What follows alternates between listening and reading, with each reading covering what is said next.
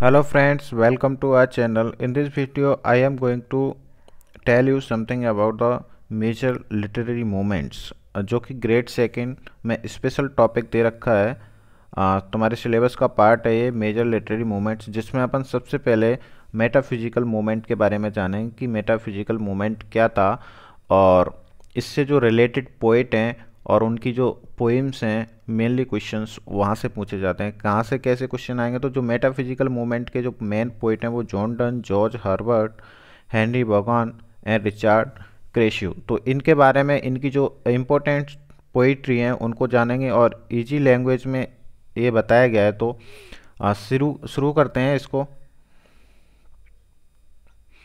Metaphysical movement जो कि Elizabethan age के जो एलिजाबेथन पीरियड था उसके जस्ट बाद आया था और उसके अगेंस्ट ही इसको माना जाता है। तो सबसे पहले जो मेटाफिजिकल मूवमेंट है वो मेटाफिजिक्स नाम के वर्ड से आया है। जो मेटाफिजिक्स वर्ड है ये जॉन ड्राइडन के द्वारा सबसे पहले यूज किया गया था डन की पोइट्री के लिए। तो ये बात आपको ध्यान रखनी है।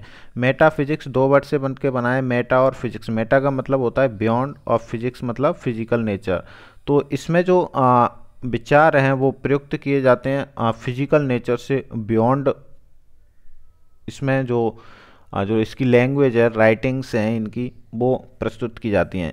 इसके जो मेन लीडर पोइट थे वो जॉन डन थे। जॉन डन को मेनली इस मूवमेंट का लीडर माना जाता है और यह आया था, it came as a revolt and reaction against Elizabeth excess. मतलब एलिजाबेथन का जो प्रभाव है वो लिटरेचर में बहुत ज़्यादा बढ़ गया था, तो उसके अगेंस्ट लेके आए थे मेटाफिजिकल मूवमेंट। तो ये बात आपको ध्यान रखनी है। इसकी कुछ महत्वपूर्ण विशेषताएं वो देख लेते हैं। It is complex and difficult, more varied concept are brought together. यह इसकी जो लैंग्वेज है वो बहुत ही कॉम्प्लेक्स और डिफ़िकल्ट है और बहुत सारी कंसेप्ट इसमें लाई गई हैं। इनको एक एक साथ प्रस्तुत किया गया है।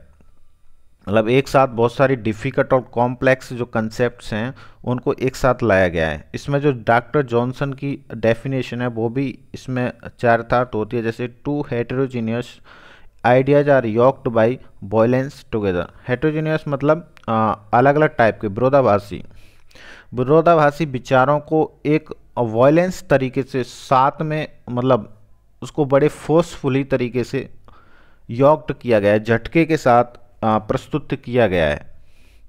मतलब ये कहने का मतलब ये है कि लोगों के ऊपर जिन्होंने अपनी बुद्धिमत्ता के प्रभाव का बहुत ज़्यादा प्रयोग किया है, जो विरोधाभासी दो विचार हैं, विरोधाभासी दो चीज़ें हैं, उनको ज़बरदस्ती लोगों के ऊपर लादा था इन लोगों ने।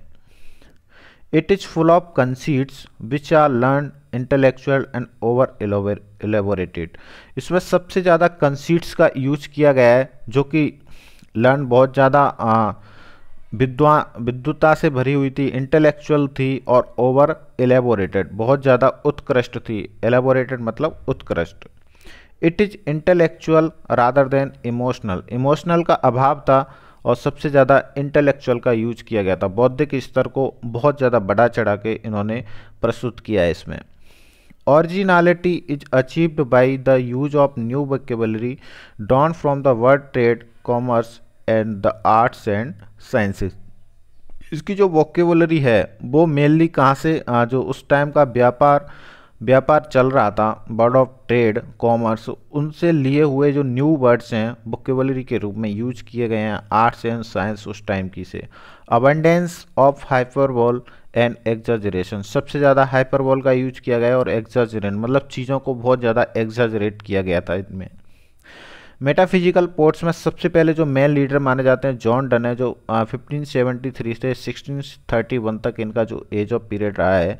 और इनकी जो पोएम्स हैं मोस्ट ऑफ इनकी डेथ के बाद 63 में पब्लिश हुई थी। तो इनकी जो इम्पोर्टेंट पोएम है वो आपको ध्यान रखनी है। The storm, the sun rising, go and catch a falling star, valediction, forbidding mourning, the progress of the soul, the funeral, the calm, good Friday. तो इनकी ये इम्पोर्टेंट्स आपके लिए ये पोएम्स हैं, ये आपको ध्यान रखनी।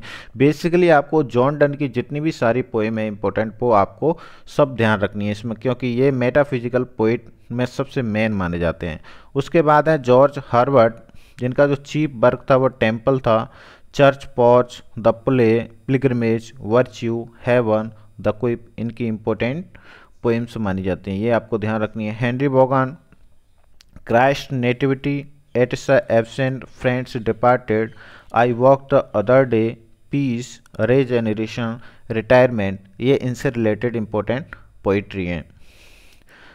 चौथे हैं Richard Crashaw, a hymn to सैटायर तेरेसा, अपोलो apology for the foregoing hymn, the flaming heart, ये इनकी तीन सबसे इम्पोर्टेंट है, ये तीन आपको इनसे रिलेटेड ये बातें ध्यान रखनी। तो ये चार मेटाफिजिकल पोएट है, इसमें क्वेश्चंस मेटाफिजिकल की विशेषताओं में से लेकर आ सकता है और दूसरा क्वेश्चन इनके पोइट से लेकर आ सकता है कि इनके पोइट कौन कौन से थे, और इनमें से ऐसे क्वेश्चन बनाएगा कि इनमें से कौन सा एक मेटाफिजिकल पोइट नहीं है। तो ये चार आपको ध्यान रखने हैं, इन चार की राइटिंग्स आपको ध्यान रखनी है, और मेनली जो जॉन डन है उनकी सारी राइटिंग्स आपको कंप्लीटली ध्यान रखनी है, क्योंकि जॉन डन में से बहुत ज़्यादा चांस रहते हैं इसमें से क्वेश्चन पूछने के। तो ये था आपका मेटाफिजिकल मूवमेंट और मेटाफिजिकल पोइट्स के बारे में जाना इसके बारे में।